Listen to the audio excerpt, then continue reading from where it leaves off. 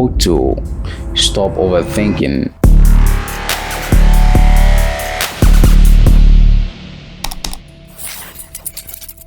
I think sometimes when it comes to doing things or when we are trying to do something, we are basically unconsciously going through a mental process of analyzing data or analyzing the situation that we are about to get in. We are primarily trying to first understand what are the things involved and what is the outcome that we are expecting. We are just trying to find what will be consequence of action, and in that case we might get lost in the ton of data that we are collecting, because our mind is constantly making association between things. Just imagine if you think about a single word like wisdom, instantly you will start to think about things that relate to wisdom in your brain. Maybe it is someone that you think is wise, or maybe it is a situation that refers to you as wisdom. Because how do you remember that word particularly? You remember that word by associating that word with other things. Maybe if I say love, and that love, you don't just think about the word, you think about situation and things that makes you really understand what love means to you. And every time we are walking through life and talking to people or even thinking about things, we are constantly thinking thousands of things or thousands of thoughts in each second, because each word leads to a different situation that leads to different words that lead to different situation, and so on. So our mind is constantly thinking. Basically, we can say of our mind as a thinking machine. It is a thought processing machine. And every time that we are trying to do something, we have to go through a conscious battle to specifically think something in a specific way to get to a specific decision, because your mind normally is constantly thinking, even you are not involving a conscious process in that thinking. Most of the distraction that we have are basically from our mind. We are distracted in our mind, and then that distraction leads to the physical world. Consequently, we can be doing something and then we find ourselves scrolling through media, or find ourselves stopping what we are doing and start doing something, because that distraction doesn't happen in the physical world first. It first happens in our mind. It first takes place in our mind. You don't even know how you got into the point of thinking about something. You might have experienced it already many times. You might be talking with someone and then suddenly you are thinking about something that is not even related to what you are primarily talking about, and you are wondering, how did you even get there? How the hell is that connected to what I am thinking right now? And you might even right now, as I'm talking, thinking about things that are not even related to what I'm talking. And the chances are that as you are listening to me right now, you are thinking about different thousands of things in this moment. Precisely. That is because our mind has built thousands of shortcuts in our brain to help us quickly assess different kind of elements, to have a clear understanding about what situation we are in, and to make quick decision and quick conclusion. The mind is not basically the enemy. The mind is basically there to work, to save us, to help us make quicker decisions. As you are listening to someone, or as you are watching something, or as you are doing something, you are doing a physical process. But the process that is going behind that is so much intense that you cannot even explain it. It's so much that you can get from a thought to another one without even knowing how has that happened. What is the link between this thought and this one, which are two different completely things. But if you can take a step back and ask yourself a question, and most of the time people do experience that people get lost in their thought. They start thinking about something whereby they were thinking about something else, and then they don't even remember what they were thinking about in the first place. And then when they start thinking about something, they don't even know, why am I even thinking this right now? That is because there is some specific word, or there is some specific thing in what you are primarily thinking that infers you directly to another part in your brain that has an association with what you were thinking to allow you understand that. But since the mind enjoy thinking, you directly jump from what you were primarily thinking and then start focusing and creating different kind of thoughts in your mind.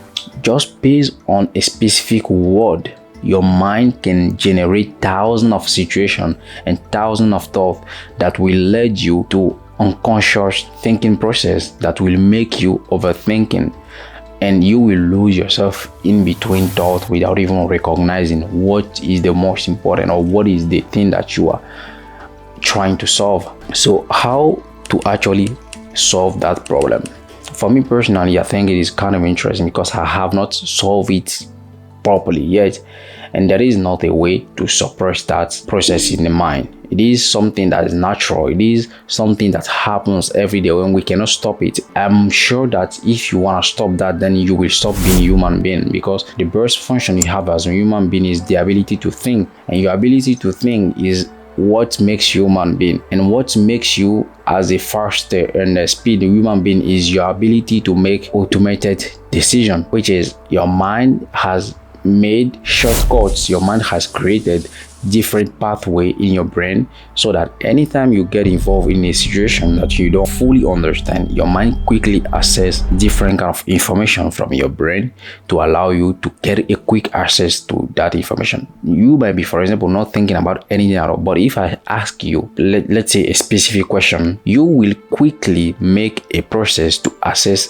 a given answer to that question. It might be automatic, depend on how close you are to that answer, or it might take you a few seconds or even a few minutes to be able to access all the information that you have in your brain to give to reply to the question. If I ask you, how are you doing? Based on your automated decision for that question, you will automatically reply, I am fine or I'm not fine. That's it. But if I ask you, for example, who is the president of Russia, for example, if you know that for sure, you will quickly answer my question, right? But how could you answer that question? It's based on the word Russia. But if I ask you, for example, what is the name of the president of, you don't know. Your mind already know I'm asking for a name of the president of a country, but you don't know yet what specific country. Then what does your mind do at that moment? Your mind automatically bring up all the information that you know, all the president that you might know in your life, all the name of those presidents. They are ready instantly in your brain to be accessed at any given country that I will mention. What about if maybe you've been to Italy recently? Maybe the name of that president might be so close to your mind. What about if you are living in the United States? Maybe the name of that president might be so close to your mind right now. Maybe there is a president that is making a trend. Maybe his name is so close to your mind.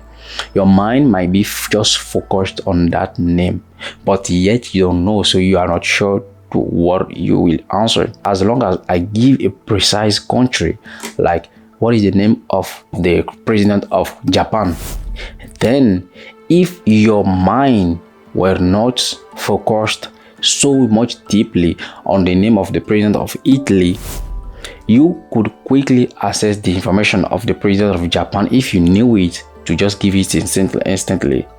But if you didn't, if you were so focused on another president, then your mind has to make another shift to go into others folder in your brain to give you that answer, and that might take you some seconds.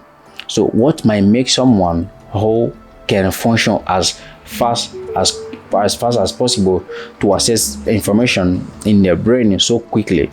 It is about being aware of, the fact that your brain functions in a certain way. You want to acknowledge, you want to get knowledge about how your brain works or how your mind works. And I think there is no a singular definition about how the brain must work. I think each person might be different. I don't know, I'm not a doctor, but I think each person has a specific way of functioning. But there might be common behavior in the way our brains operate or in the way our minds operate. There are a lot of common behavior, that we have noticed that if you observe other people, or if you observe yourself compared to other people, you might have seen a lot of significant similarity in the way that we operate as human beings, therefore the way our brains operate. But there might be a specific way that you personally operate with your brain, so you want to be able to assess that, and you are the only one person that can really assess that. So if you can really assess that, then you can adapt a learning curve to that brain, so that will make you be effective in your own way without just trying to be effective as a standard for people. We have so many self-belief, self-limiting belief to whatever it is that we can do, and it's fine because that's what the brain is always doing. And the point I'm trying to make of all this, from how your brain can jump up from one thought to another, is this exactly the same way that your brain can jump from you being positive about something and then being automatically negative about it. Because just think about it, when you are seeing positivity in something, you are just looking at one side of it, and your brain also have all the information about it. It's just take one word in that thing. Like when I'm making this video, for example, talking about this, it's just take one word. Oh, Kobe, are you not so good enough? Do you really think that you want people listening to you? You are just a kid. It just take that simple word to make me think automatically. My brain will automatically think about everything in my life that I think I'm not good at. It's not just about this video. It will not just be about this podcast. It will be about everything in my life that I think I'm not good at, that will justify the fact I'm not really good at making this video. And your brain also works the same as well. If you want to do something, definitely your brain will find way to accumulate information about everything you are not good about your life that will make you suck at this specific thing. And it is not about that specific thing in itself. It is about an overall information that you are getting from your brain. So the key is what? The key is to recognize that your brain is just doing its job. It's fine. Your brain is there to bring you information, and then your job is to try to find what is the information that you actually need from all this range of information that your brain has brought up to you. And if you want to be positive, you cannot suppress the negative side of it. It's always there. Okay, thank you, brain, I've seen all the information, but this is not important for me right now. The most important is I need to make this video, I need to do this, I need to talk to this girl. How are we going to do it? What are the information that I have that prove to me that I'm at least good enough to talk to this girl, or to do this post, or to do this podcast, or to do this? Because one word has thousands of scenarios in your mind, and when you're thinking about just one word, your brain will bring so much negativity. If that word it brought up negative emotion to you, and your brain will bring up so many negativity emotion to you, so that you will feel so overwhelmed with negativity.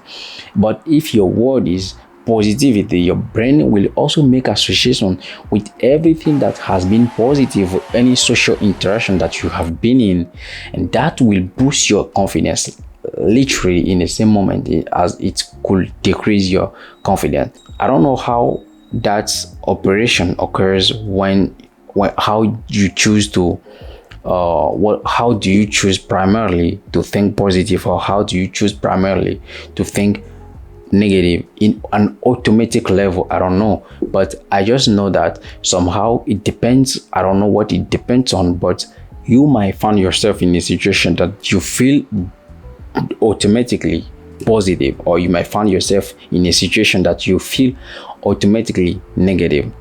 But when that happens, don't just take it for granted. Just take a second to really understand what is going on here, what it is, that specific thing that you are trying to do, and between all this information that your brain is bringing up to you, maybe you are not good, maybe you are this, maybe in college you have not been this, but you are not still in college, but your brain is reminding you what you have done in college or what you have not done in college. Just remember that you are not still a kid, but your brain is reminding you what you have done as a kid, how bad you have been as a kid, and how worse you have been as a kid, how shy you have been as a kid, and therefore you must keep being shy, or therefore you must keep being afraid. Your brain doesn't make that dissociation. Your brain just bring the information. Your brain has the information. The information is always there, unless you just take a few time. Okay, I'm not any kid anymore. So you start making that dissociation from the information that you are getting. It is really hard. It is really hard to really dissociate with yourself with that past experience, because that experience is so real, it's so important to you, it is so fresh, it is still fresh in your mind. You are still holding yourself to that experience, that it is so hard to dissociate yourself with that information, because it is like separating yourself from yourself. It is literally that way, because you are literally attaching yourself to something that has happened in your life, or to the person that you have been in the past, thinking that is just the person you are, but you are not. You are many persons in one person. Every situation you have been in has created a person in you.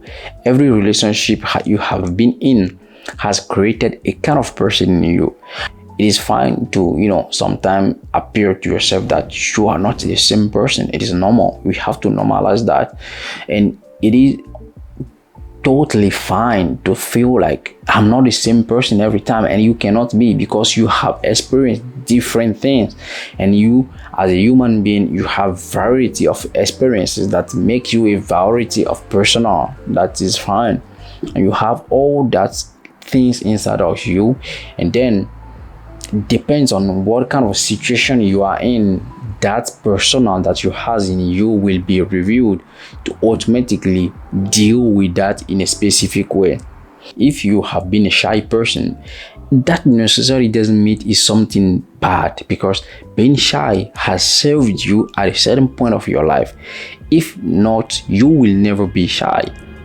Being afraid of something has served you at a point of your life. But you have now to make a conscious decision about it. The situation that I am in now, does it look like, is it the same situation that I was in that made me afraid? It probably will not, because you will never experience the same thing as exactly the same way, never. There will maybe be something that will be different. There will definitely be something that will change, but our brain are just made to make that association based on some information or some similarity, and definitely put us into a mode, and we become automatically afraid or happy or angry, right? We don't even think about it. It's just happen automatically. But you have to start observing yourself, how you act in a specific way, and then try to find what process made you enter into that mode. Because you can get for a kind of person like me, you can get from happy to being sad, and from sad to being happy. Like you can be into moon swing, right? So if that's happening, you have to start understanding what is the process of you entering those zones in your life. Maybe there are some data there that you are not looking into, and there is no one better that will do that for you more than yourself. And trying to understand those things is really critical, because you start understanding the reason why you have constructed that persona in you. Those reasons doesn't necessarily apply to this similar situation, but because your brain has already created that shortcut to protect you from future events. Because just think about it, the brain make those decision in place to at an automatic level, because it just want to protect you from in the future, not in the present. It just want to protect you in the future from based on future events. If it will happen in any time again, naturally your brain will make automatic decision. But what you don't know is that any other time you will see it as if it was exactly the same situation, because you have already registered in your mind that anything that will look like this will be exactly the same situation. Your brain is just making association every time, and that association just rules our life in a very significant way. That association goes from a range broad of different aspects of our life to the smallest aspect of our life, and then affect us on a very deeper level. And then we cannot really let that control over our life if we want to live a truly happy life. We want to be in a we want to constantly evolving in that system of the brain making decision for us. So guys, this is my message of today. I think tomorrow we will have some more great message. If you like this video, click the like button, subscribe, and please share with the people that you love.